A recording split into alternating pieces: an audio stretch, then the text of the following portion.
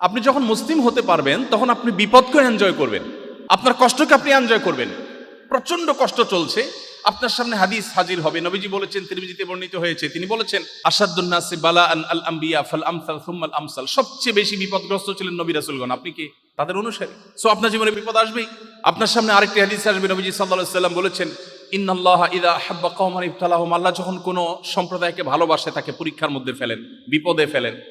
আপনার কাছে বিপদটাও এনজয় করার মতো একটা বিষয় হবে।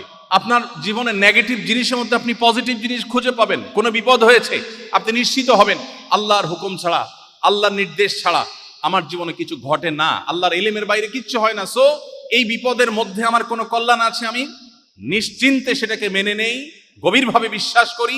আপনি সেটাকে এনজয় করবেন, ভালো লাগবে। আর ঈমান যদি না থাকে, আপনি জাস্ট বলবেন ও স্যাড, ব্যাস।